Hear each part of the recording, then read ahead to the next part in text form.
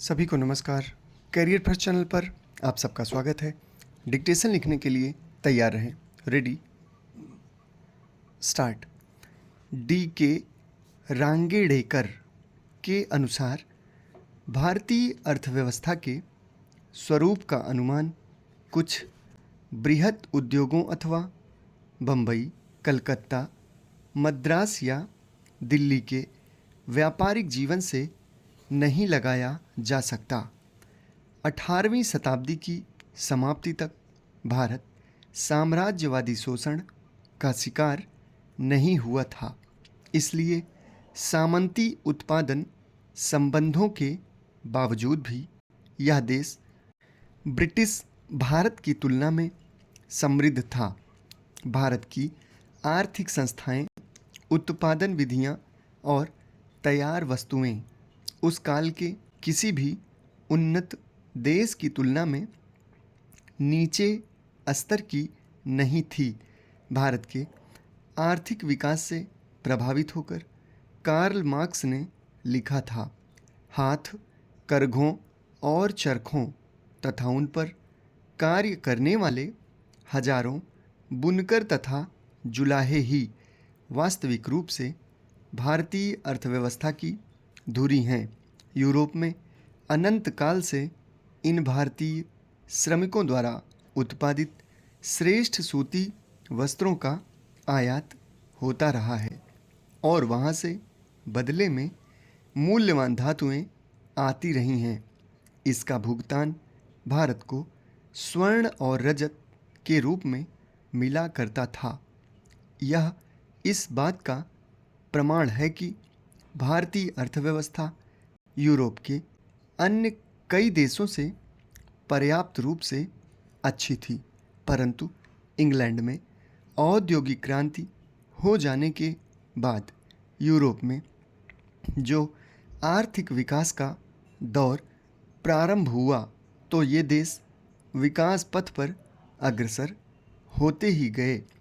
तभी इस काल में अंग्रेज़ों को भारत में अपना प्रभुत्व स्थापित करने में सफलता मिल गई। अंग्रेज शासकों ने भारतीय अर्थव्यवस्था के विकास में न केवल बाधाएं डाली, वरन यहाँ के ढांचे को नष्ट कर इंग्लैंड की पूरक अर्थव्यवस्था को जन्म दिया। पिछले दिनों यह बात सामने आई कि समृद्ध यूरेनियम बनाने संबंधी अनुसंधान को इसलिए उत्साहित नहीं किया गया क्योंकि भविष्य में हमारा नाभिकीय विद्युत कार्यक्रम प्राकृतिक यूरेनियम का ही उपयोग करेगा।